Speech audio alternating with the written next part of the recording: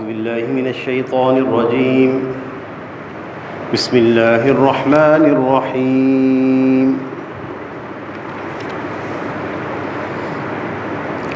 ويقولون آمنا بالله وبالرسول وأطعنا ثم يتولى فريق منهم من بعد ذلك وما أولئك بالمؤمنين وإذا دعوا إلى الله ورسوله ليحكم بينهم إذا فريق منهم معرضون وإن يكن لهم الحق يأتوا إليه مذعنين أفي قلوبهم مرض أم ارتابوا أم يخافون أن يحيف الله عليهم ورسوله بل أولئك هم الظالمون صدق اللہ العظیم۔ اللہ رب العزت نے سورہ نور کی آیت نمبر 47 سے لے کے آیت نمبر 50 تک کی تلاوت کی توفیق عطا فرمائی۔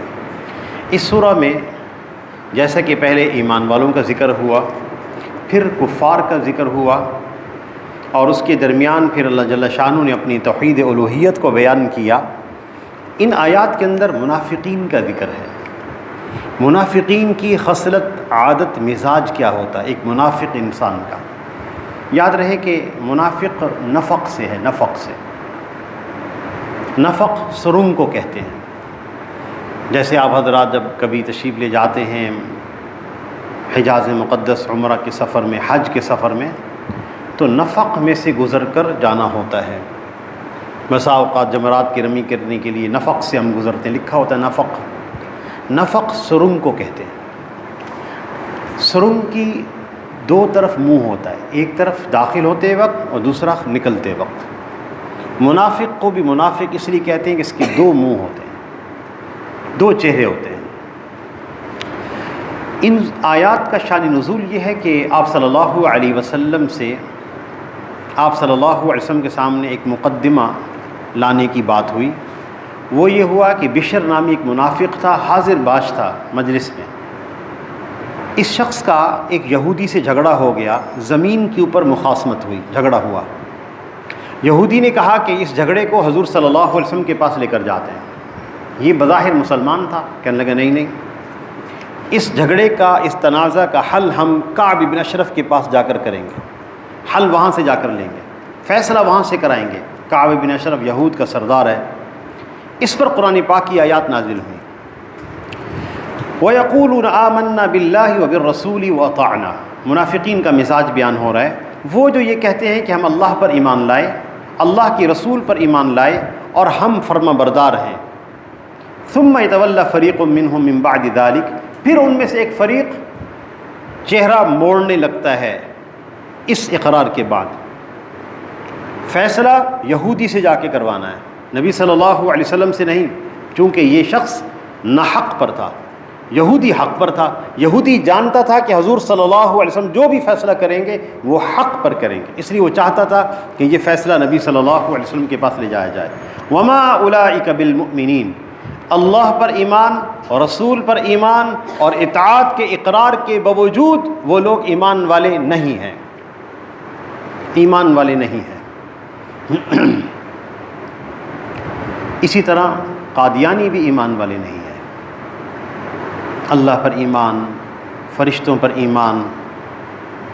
ہمارے بعض لوگ کہتے ہیں کہ جناب وہ قادیانی ہماری طرح کلمہ پڑھتے ہیں، لا الہ الا اللہ محمد رسول اللہ، اور وہ کہتے ہیں کہ ہم نبی صلی اللہ علیہ وسلم پر ایمان لاتے ہیں، پھر کیوں ان کو کافر قرار دیا جاتا ہے؟ یاد رہے کہ ان کو کافر جو قرار دیا گیا ہے، غیر مسلم جو قرار دیا گیا ہے، وہ پاکستان کے آئین کے اندر یہ بات موجود ہے کہ وہ غیر مسلم ہے۔ یہ پاکستان کا آئین ہے، اور ان کے غیر مسلم ہونے کا سبب کیا ہے؟ وہ در حقیقت اس آیت کے منکر ہیں۔ ما کان محمد ابا احد من رجالکم ولکن رسول اللہ وخاتم النبیین وکان اللہ بکل شیء علیما۔ وہ ختم نبوت کے منکر ہیں۔ قیامت تک کے لیے آپ صلی اللہ علیہ وسلم کے بعد کوئی نبی آنے والا نہیں۔ وہ اس ختم نبوت کے منکر ہیں، تمام اعتقادات کے باوجود وہ غیر مسلم کہلائیں گے۔ ہمارے بعض لوگ کہتے ہیں کہ قادیانیوں سے ہم خرید و فروخت کیوں نہیں کر سکتے؟ قادیانی بھی تو ایک اقلیت ہیں، جیسے آپ صلی اللہ علیہ وسلم نے نصارہ سے تجارت کی، یہود سے تجارت کی، ان سے موالات رکھے، ان سے تعلقات رکھے، ان سے صلح بھی کی، ان کو اپنے ہاں بلایا بھی اور ان کے ہاں خود تشریف لے بھی گئے۔ قادیانی سے ہم تعلقات کیوں نہیں رکھ سکتے؟ قادیانی بھی کافر ہیں اور نصارہ بھی کافر ہیں۔ ان دونوں کے کفر میں فرق یہ ہے کہ نصارہ یہ کہتے ہیں کہ ہم مذہب عیسائیت کے علمبردار ہیں، ان کا اپنا الگ مذہب ہے۔ قادیانیوں کی مثال ایسے ہے کہ ایک آدمی زندگی بھر محنت کر کے ایک برانڈ بنائے، ایک کمپنی بنائے، اس کا ایک برانڈ جو ہے بنائے، اور پھر اس کے برابر بھی ایک شخص دکان اور کھول لے اسی برانڈ سے، تو آپ اس کو کبھی اجازت نہیں دیں گے، کبھی اجازت نہیں دیں گے۔ اسے کہیں گے آپ اپنا نام رکھیں الگ سے، آپ ٹھیک ہے آپ جو بھی کام کرنا چاہتے ہیں نام الگ رکھیں، لیکن جو آپ کے برانڈ کے ساتھ کام کرنا چاہتا ہے وہ خادع ہے، وہ دھوکے باز انسان ہے، وہ آپ کو نقصان پہنچانا چاہتا ہے، اور وہ پاکستان کے قانون کیا دنیا کے قانون کے اندر بھی مأخوذ ہے۔ قادیانی بالکل یہی کام کر رہے ہیں، اسلام کا نام رکھتے ہیں، اسلام کا مساجد کا اسی طرح نام رکھتے ہیں، وہی نام رکھ کر کام اپنا کرنا چاہتے ہیں، اس کی اجازت نہیں دی جائے گی۔ جس طرح عیسائیوں نے اپنا الگ مذہب بنایا، سکھوں کا مذہب الگ ہے، ہندوؤں کا مذہب الگ ہے، بدھ مت الگ ہے، آپ بھی اپنا ایک الگ مذہب بیان کر دیں، بس کوئی جھگڑا نہیں، کوئی تنازع نہیں، کوئی اختلاف نہیں، بس اپنا مذہب الگ کر دیں، اسلام کا نام نہ لیں۔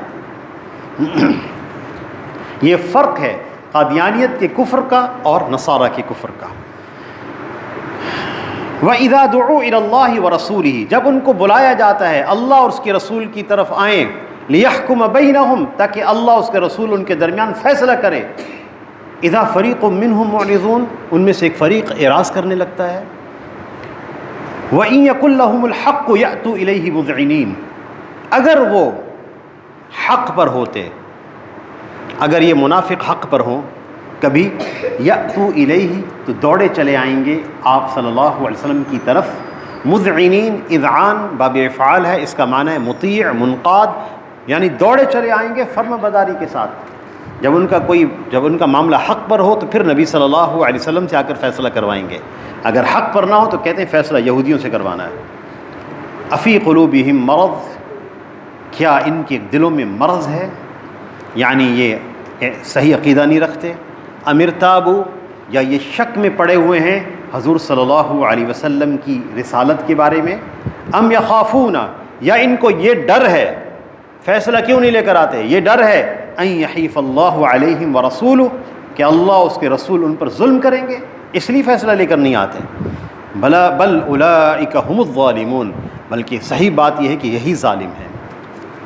یہاں ایک بات جو ہماری سمجھنے کی بھی ہے اچھی طرح، وہ یہ ہے منافق کی علامات ہوتی ہیں، نفاق کی علامات ہوتی ہیں۔ آپ صلی اللہ علیہ وسلم نے علامتیں بیان فرمائیں، اذا حدث کذب، جب بات کرے تو جھوٹ بولے، واذا وعد اخلف، وعدہ کرے تو وعدہ خلافی کرے، واذا اؤتمن خان، اور جب امانت کا معاملہ ہو تو خیانت کرے، اور ایک روایت میں اور ہے واذا خاصم فجر، جب کسی سے جھگڑا کرے تو بدتمیزی پر اور گالم گلوچ پہ اتر آئے۔ یہ 4 علامتیں ہیں منافق کی۔ ہم آج کسی پر منافق کا حکم نہیں لگا سکتے۔ منافق 2 طرح کے ہوتے ہیں، اعتقادی اور عملی۔ ایک ہے عقیدے کے اعتبار سے منافق، وہ منافق عقیدے کے اعتبار سے انسان منافق ہے یا نہیں اللہ ہی جانتے ہیں۔ آپ صلی اللہ علیہ وسلم کو آپ کے زمانے میں بذریعہ وحی علم دیا گیا تھا، بتایا گیا تھا کہ فلاں فلاں لوگ منافق ہیں۔ اس کے بعد آج مجھے اور آپ کو اجازت نہیں ہے کسی کے بارے میں یہ کہنا کہ یہ منافق انسان ہے۔ ہاں یہ کہہ سکتے ہیں کہ اس شخص کے اندر منافق ہونے کی علامات پائی جاتی ہیں، یوں کہہ سکتے ہیں۔ اعتقاداً یہ شخص منافق ہے، عقیدے کے اعتبار سے منافق ہے، کسی پر اس دور میں حکم نہیں لگایا جا سکتا، اس کی اجازت نہیں ہے۔ جیسے میں نے پہلے بھی عرض کیا کہ کسی کو کافر کہنا، کسی کو مشرک کہنا، اس میں بہت محتاط ہونا پڑتا ہے۔ آپ صلی اللہ علیہ وسلم کا ارشاد ہے، من قال لأخیہ کافر فقد باء بہ احدہما، جس نے کسی شخص کو کافر کہا، یہ بات کسی ایک کی طرف تو ضرور پلٹے گی، یا تو وہ کافر ہوا تو فبیہا، وگرنہ کہنے والے پر پلٹ جائے گی۔ اس لیے کافر کہنا، مشرک کہنا، پھر منافق کہنا، اس سے احتیاط کرنی چاہیے۔ ہاں اگر کسی میں ایسی علامات ہیں تو ہم کہہ سکتے ہیں کہ یہ منافق ہونے کی علامات ہیں، کسی پر منافق کا حکم نہیں لگایا جا سکتا۔ اللہ تعالیٰ سے دعا ہے کہ اللہ ہم سب کو عمل کی توفیق عطا فرمائے۔ وآخر دعوانا ان الحمد للہ رب العالمین۔